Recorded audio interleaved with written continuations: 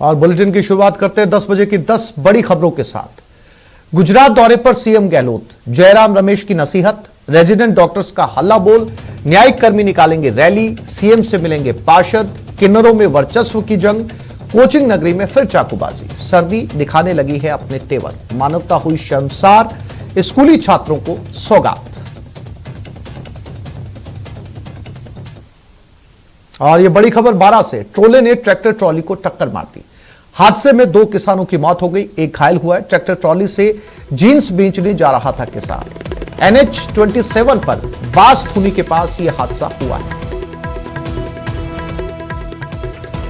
12 में यह हादसा जहां पर 2 किसानों की मौत हो गई। बताया जा रहा है ट्रैक्टर ट्रॉली में जींस थे, उन जींस को बेचने के लिए NH-27 पर से गुजर रहा था किसान। बासथुनी के पास यह हादसा हुआ। और विपिन 12 से हमारे साथ जुड़ गया। विपिन, क्या अपडेट इस हादसे के बारे में? आसिफ, बिल्कुल बताना चाहूंगा। सुबह करीब 7:30 से 8, पौने 8 बजे के करीब की घटना है ये पूरी। और इस घटना में जो अभी 12 कृषि उपज मंडी में किसान, महोदरा निवासी एक किसान है, ट्रैक्टर ट्रॉली के अंदर मक्का भर के जो है 12 आ रहे थे मंडी की ओर। इसी बीच भंवरगढ़ थाना क्षेत्र का जो ये बांसुनी क्षेत्र है हाईवे पर, यहाँ पर जो है पीछे से एक कोयला भरा ट्रेलर आ रहा था और इस ट्रेलर ने पीछे से जोरदार टक्कर मार दी ट्रैक्टर ट्रॉली के। इस पूरी घटना में ट्रैक्टर ट्रॉली जो है करीब 50 फीट हाईवे से उतरकर पलटते हुए खाई में जा गिरी, साइड में 50 फीट के लगभग। और इस पर जो 4 लोग कुल सवार थे, जिनमें से 2 की मौत हुई है। और ये दोनों जो है महोदरा गांव के ही हैं निवासी, जिनकी मौत हुई है, सतीश मेहता और बबलू जाटव। वहीं जो 2 व्यक्ति थे, इस पर एक उनमें से घायल हुआ और एक जो है वो दूर फिक जाने के कारण सकुशल बच गया है। तो ऐसे में बड़ी घटना है, बड़ी लापरवाही है, क्योंकि इन दिनों जो है हाईवे पर लगातार जो है मंडी के अंदर ट्रैक्टर ट्रॉली लेकर किसान लगातार आ रहे हैं और सैकड़ों की संख्या में आ रहे हैं। ऐसे में कोई विशेष इंतजाम या कोई सुरक्षा के इंतजाम है नहीं। और ट्रेलर ने जिस तरह लापरवाही से पीछे से टक्कर मारी और जोरदार टक्कर मारी, उसी की वजह से 2 की मौत है। और एक जो व्यक्ति है वो अभी जिंदगी और मौत की जंग जूझ रहा है 12 जिला अस्पताल में, और एक व्यक्ति जो है वो सकुशल बचा है। और ये पहला हादसा नहीं है इस तरह के हादसे। पुलिस ने इस पूरे मामले में कोई कार्रवाई की?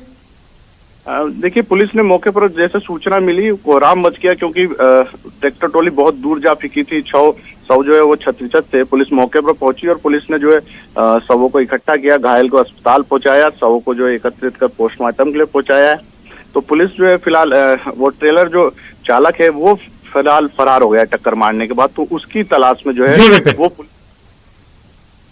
जानकारी के लिए आपका धन्यवाद।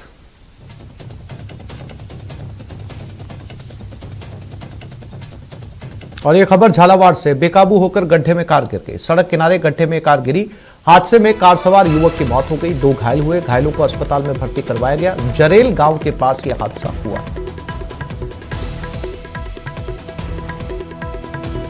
और इसी खबर पर तरुण झालावाड़ से हमारे साथ जुड़ गए।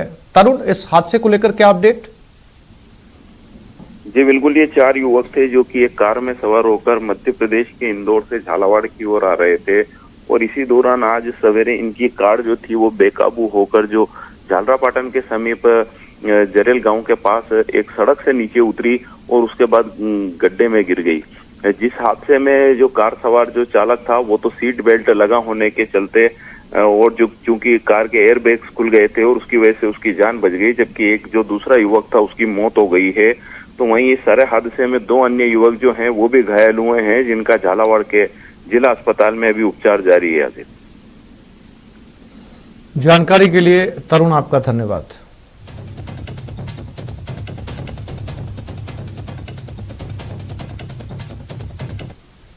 और ये खबर झुंझुनू से, फर्जी दस्तावेजों से ठगी का मामला। फर्जी दस्तावेजों से जमीन बेचकर ठगी करने का मामला सामने आया है। मामले में पुलिस ने एक आरोपी को गिरफ्तार किया। फर्जी दस्तावेज से 1 करोड़ 43 लाख में जमीन बेचने का आरोप है। पुलिस ने आरोपी को जैसलमेर से गिरफ्तार किया। आरोपी से पूछताछ में फिलहाल पुलिस जुटी हुई।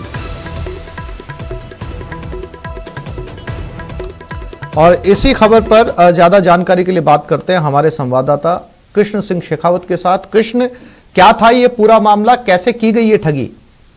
जी आसिफ, मैं आपको बता दूं कि ये जो पूरा मामला है ये चिड़ावा के पास ही मंडरेला कस्बे का मामला है, जहां पर एक न्यूजीलैंड में प्रवासी रह रहे हैं। उनकी 13.42 हेक्टेयर जमीन थी, वो उन्होंने अलवर के कुतीना निवासी मुकेश सिंह को बटाई पे दी थी और मुकेश सिंह ने अपने जीजा महावीर सिंह के साथ मिलकर इस जमीन के फर्जी दस्तावेज तैयार किए और उन्होंने इस जमीन का जो बेचान है वो 1,43 लाख रुपए में कर दिया। इसके बाद जैसे ही पीड़ित को पता चला तो उन्होंने चिड़ावा थाने में इसका मामला दर्ज करवाया और चिड़ावा पुलिस में इस मामले में कार्रवाई करते हुए आरोपी महावीर सिंह को है वो जैसलमेर से गिरफ्तार किया है और गिरफ्तार आरोपी महावीर सिंह से पुलिस है वो पूछताछ कर रही है। जी कृष्ण, ये जमीन बेची किसे गई थी? क्या जिसे ये जमीन फर्जी तरीके से बेची गई उसे भी पुलिस ने जांच में शामिल किया है?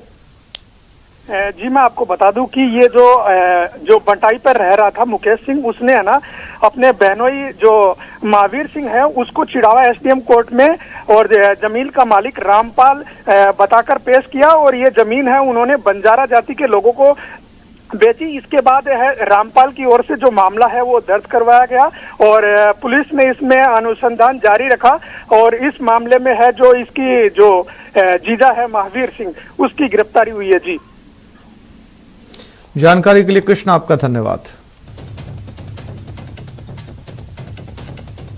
एक और धोखाधड़ी की खबर जोधपुर से। 1,47,740 रुपए की धोखाधड़ी हुई। धोखाधड़ी में 2 लोगों के खिलाफ केस दर्ज हुआ है। Bombay solar and wind power के डायरेक्टर के खिलाफ केस दर्ज किया गया है। डायरेक्टर की पत्नी के खिलाफ भी केस दर्ज हुआ है। डिफेंस कॉलोनी निवासी सरला गौड़ ने केस दर्ज करवाया। मामले की जांच में फिलहाल पुलिस जुटी है। तो सोलर लगाने के नाम पर यह धोखाधड़ी की गई है। चंद्रशेखर जोधपुर से हमारे साथ जुड़ गए हैं। चंद्रशेखर, कैसे की गई है धोखाधड़ी? देखिए, अगर बात करें तो जोधपुर शहर में लगातार एक के बाद एक सोलर प्लेट और सोलर सिस्टम लगाने के नाम पर धोखाधड़ी के मामले दर्ज किए जा रहे हैं। आज फिर सुबह जो मॉर्निंग रिपोर्ट पुलिस द्वारा पेश की गई उसमें एक मामला सामने आया जिसमें एक महिला से जो एक दंपति ने घर पर सोलर सिस्टम लगाने के नाम पर 1,47,000 रुपए से भी ज्यादा रुपए ले लिए और जब उन्होंने उसको फोन लगाया वापस जो आगे काम शुरू करने को कहा तो उन्होंने फोन शुरुआत में तो उठाया लेकिन बाद में फोन ही उठाने बंद कर दिए। इसके बाद महिला ने जो है थाने में एफआईआर दर्ज करवाई और पुलिस मामले की जांच में जुटी है। जानकारी के लिए चंद्रशेखर आपका धन्यवाद।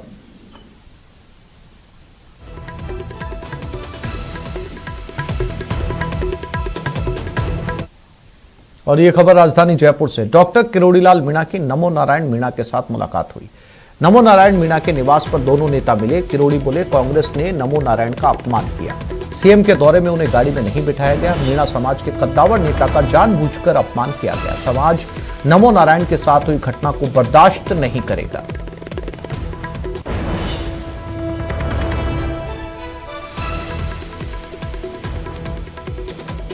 तो 2 दिग्गज मीणा नेताओं की मुलाकात। एक तरफ डॉक्टर किरोड़ीलाल मीणा, दूसरी तरफ नमो नारायण मीणा, कांग्रेस के दिग्गज नेता। और इस मुलाकात के बाद किरोड़ीलाल का बयान कि सीएम ने उन्हें अपनी गाड़ी में नहीं बिठाया और इतने दिग्गज नेता का मीणा समाज अपमान बर्दाश्त नहीं करेगा। ये दोनों नेता जब आपस में मिले तो उसके बाद डॉक्टर किरोड़ीलाल मीणा का ये बयान सामने आया।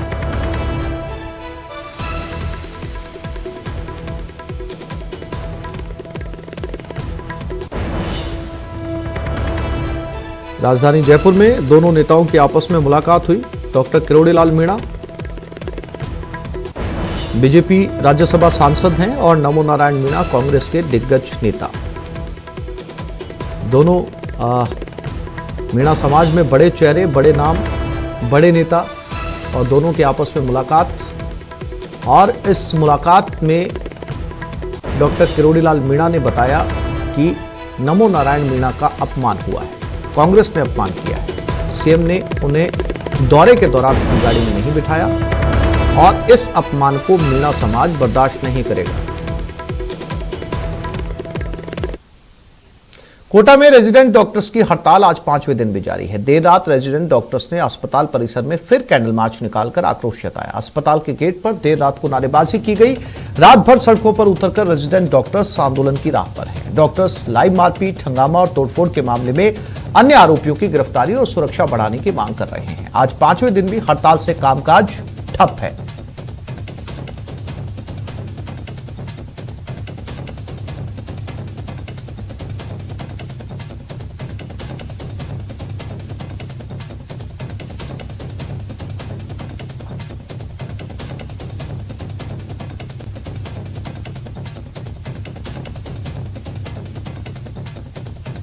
कोटा संभाग के एमबीएस अस्पताल में हंगामा, तोड़फोड़ और मारपीट की लाइव वारदात मामले में अब मृतका के परिजनों ने भी डॉक्टर्स के खिलाफ थाने में शिकायत दर्ज करवाई है। मृतका के परिजनों ने डॉक्टर पर गंभीर लापरवाही बरतने, धक्का देने और दुर्व्यवहार करने जैसे आरोप लगाते हुए नयापुर थाने में शिकायत दी है। मृतका के परिजनों ने कहा कि मारपीट के आरोप निराधार हैं और इलाज के लिए बार बार गुहार लगाने के बाद भी डॉक्टर्स ने कोई ध्यान नहीं दिया और तड़प तड़प कर मरीज की मौत हो गई। नयापुरा थाना पुलिस ने मामले की जांच शुरू कर दी। वहीं रेजिडेंट्स की ओर से पहले ही मामला दर्ज किया जा चुका है और इस मामले में 2 आरोपियों को गिरफ्तार किया जा चुका है। वहीं अस्पताल में डॉक्टर्स की हड़ताल जारी है।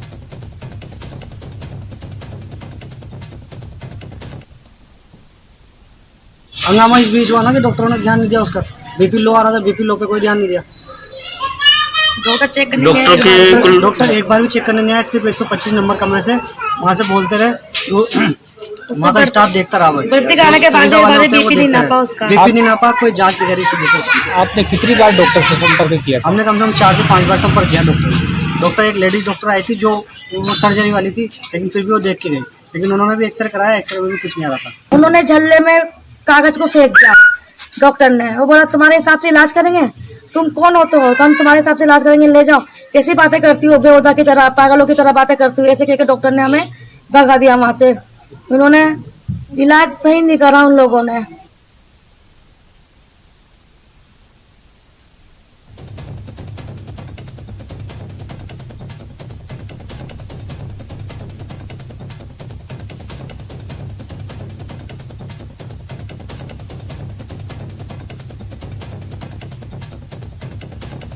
और योगेश त्यागी हमारे साथ कोटा से लाइव जुड़ गए, उनके पास चलते हैं। योगेश, इस पूरी घटना को लेकर सबसे पहले क्या अपडेट ये जानना चाहेंगे आपसे?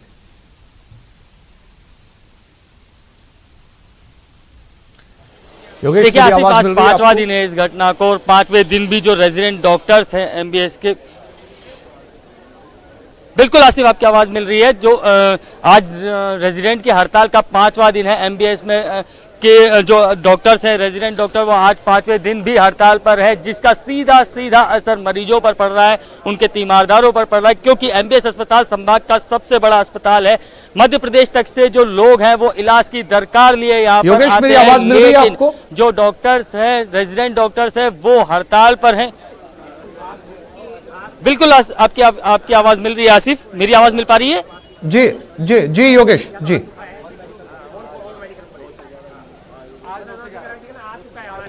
आसिफ, जो एमबीएस अस्पताल है वो संभाग का सबसे बड़ा अस्पताल है। आज 5वां दिन है इस हड़ताल को लेकर के और 5वें दिन भी ये हड़ताल जारी है। रेजिडेंट डॉक्टर्स की मांग है कि जो 2 आरोपी है उन्हें गिरफ्तार कर लिया गया है, लेकिन जो महिला है उसे भी गिरफ्तार किया जाए। और इसी मांग को लेकर कैंडल मार्च भी जो रेजिडेंट डॉक्टर्स है वो निकाल रहे हैं।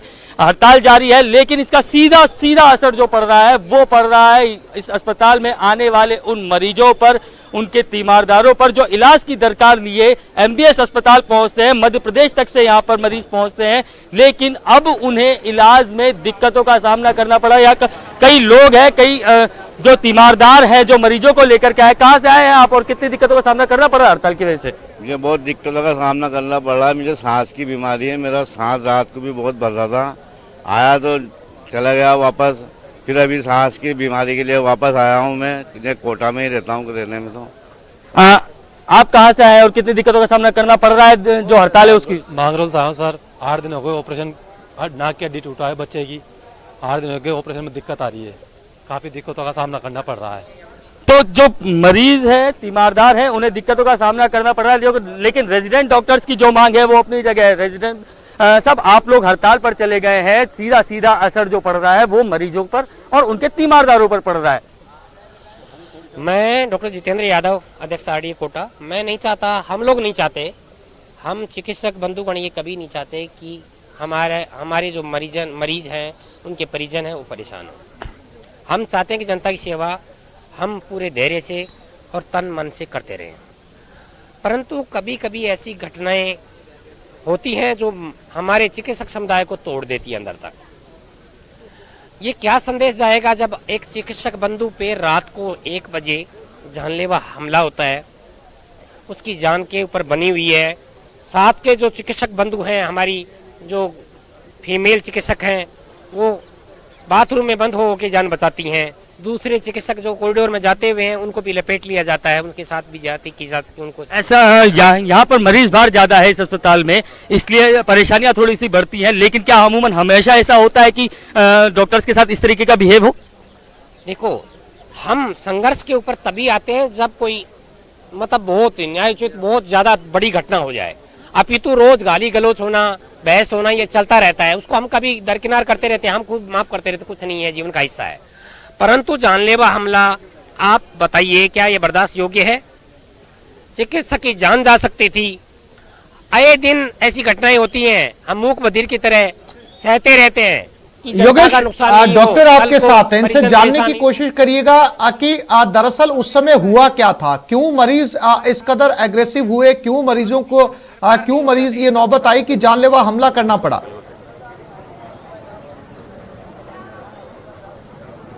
बिल्कुल आसिफ, बिल्कुल यही सवाल लेने वाले थे हम कि उस दिन ऐसा हुआ क्या था कि मरीज के जो तीमारदार है वो इस हद तक उग्र हो गए कि ये नौबत आई?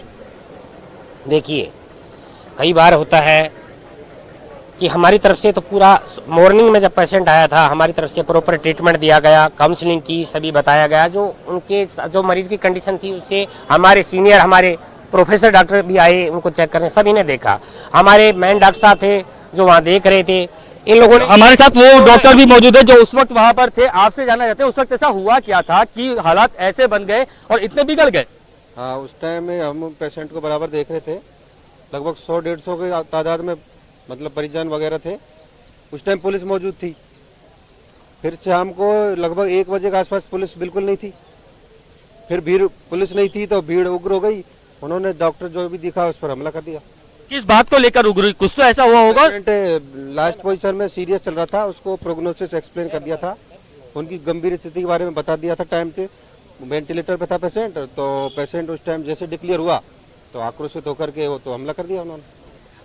आप बता रहे थे कि क्या कुछ मतलब उस दिन ऐसा घटित क्या हुआ था, क्योंकि उनको पहले से कंडीशन पता थी पेशेंट की, उसके बाद उग्र होना और इस हद तक उग्र होना? अभी मैं कहना चाहूँगा, ये हॉस्पिटल अस्पताल परिसर है, इसमें मरीज के साथ 2 आदमी चले जाएं, 3 आदमी चले जाएं, अभी जैसे जैसे भीड़ आएगी, मिलने वाले आते रहेंगे, पता चलाएगा, आएंगे 150 की भीड़ में से कोई भी आदमी चिंगारी बोल देगा, अरे ये कल मैं असामाजिक तत्व हर जगह होते हैं। किसी ने चिंगारी भड़काई, उसने किया, आप उग्र हुए, वो उग्र हुआ, तो इस तरह से मामला होके ये ज्यादा से ज्यादा जितनी मोह भी इकट्ठी हुई उसकी वजह से ज्यादा ये दिक्कतें आई। अभी आपकी मांग क्या है? अभी की हमारी मांग ये है कि जो भी 10 से 12 मैन कल्प्रिट दोषी आदमी हैं जिन्होंने आक्रमण किया, हमले किए, तोड़फोड़ की, 150 की जनता थी, उनका समुदाय मतलब जो लोग थे जो इकट्ठे थे, परिजन थे, 150 के आसपास थे, रिश्तेदार थे सभी लोग, उनमें से 10 से 15 आदमी ऐसे दोषी आदमी हैं जिन्होंने कृत्य किया। मैन एक बहन जी थी जिन्होंने डॉक्टर साहब पे जानलेवा हमला किया, उसकी अभी तक गिरफ्तारी नहीं हुई है, ना कोर्ट में पेश किया गया है। क्यों आज तक? मतलब हमारे साथ ऐसा हो रहा था, आमजन के साथ कैसा होता होगा? चलिए, आपकी बात हमने सुन ली, लेकिन हम एक सवाल आपसे इस बात ये है कि अभी जो हुआ उस दिन वो हो गया, लेकिन उस दिन के बाद आप लोग स्ट्राइक पर चले गए, हड़ताल पर चले गए, खामियाजा सीधे सीधे मरीजों को भुगतना पड़ रहा है, इसका उनके तीमारदारों को भुगतना पड़ रहा है। अब जो डेथें होंगी उनका जिम्मेदार कौन होगा? उसका जिम्मेदार पूरी तरह से प्रशासन होएगा, यहाँ का जो राजनीतिक प्रशासन है वो होएगा। हम किसी भी तरह से जिम्मेदार नहीं है, क्योंकि आप यदि मीडिया कर्मी हैं, यदि मैं आज आपके साथ मारपीट करता हूँ तो आप भी सुरक्षा की जिम्मेदारी जरूर लेंगे। सभी को अपने जान का मानवाधिकार से पूरी तरह से ये अधिकार है कि वो अपनी सुरक्षा के लिए लड़े और लास्ट टाइम तक वो संघर्ष करे। दूसरी चीज मैं ये बताना चाहूंगा कि जिस चीज को लोगों ने कहा कि आक्रोश में हुआ, आक्रोश में नहीं हुआ, मैं कहता हूँ ये पूरी तरह से प्री प्लान पोजीशन थी है, क्योंकि हम जब भी मरीज को भर्ती करते हैं तो उसकी जो स्थिति होती है, लास्ट तक जितने भी खतरे होते हैं संभावित, वो सभी उसको एक्सप्लेन करते हैं, प्रोग्नोसिस एक्सप्लेन की जाती है, उसके बाद में मरीज का इलाज स्टार्ट किया जाता है। उसको प्रोग्नोसिस एक्सप्लेन था, 150 लोग 5 मिनट में नहीं आ सकते जिन्होंने जितनी तोड़फोड़ करी है, ये सब कुछ प्री प्लान था। पुलिस को इसके लिए कार्रवाई करनी चाहिए, दोषियों की शिनाख्त के साथ साथ उनको पकड़ करके कठोर कार्रवाई करवाई जानी चाहिए। आपसे एक बात और जानना चाहेंगे कि आपको लगता है कि जो रेजिडेंट डॉक्टर्स हैं कहीं ना कहीं उनका जो बिहेव है उसमें भी सुधार की जरूरत है? क्यों? क्योंकि जब मरीज यहाँ पहुंचता है इलाज की दरकार लिए तो वो उम्मीद ये करता है कि जो डॉक्टर उसके सामने है वो उसे सांत्वना देगा, लेकिन वहाँ व्यवहार कुछ और होता है, उसकी वजह से मरीज के परिजनों का गुस्सा बढ़ जाता है। ऐसा व्यवहार की तो ऐसी कोई बात नहीं है, ये आरोप है बस। हम लोग यहाँ पर रात भर इस तरह से काम करते हैं, एक बराबर से डटे रहते हैं, टाइम से कभी खाना नहीं खाते, 12 बजे खाना खाते हैं, शाम को 4 बजे खाना खाते हैं। इस तरह से लगातार हम ऐसे मॉनिटरिंग रखते हैं पेशेंट की, हर छोटी सी बात को सुनते हैं, ये आरोप है बस कि पेशेंट को तो आसिफ, जो डॉक्टर्स हैं वो अपनी बात पर अड़े हुए हैं, उनका साफ तौर पर कहना है कि जो भी हॉस्पिटल के बाहर मरीजों की भीड़ है और ऐसे में बहुत जल्द इस समस्या का समाधान निकलने की जरूरत है, क्योंकि आपने भी कुछ मरीजों से बात की जो बार बार आ रहे हैं, उन्हें इलाज नहीं मिल पा रहा। ऐसे में जरूरत है बहुत जल्द इस समस्या का समाधान निकलने की। योगेश, फिलहाल तमाम जानकारी देने के लिए और तस्वीरें दिखाने के लिए आपका बहुत धन्यवाद। और आगे बढ़ते हैं, कोटा से एक बार फिर बड़ी खबर, पुरानी रंजिश को लेकर फिर से चाकूबाजी हुई। चाकूबाजी में 2 युवक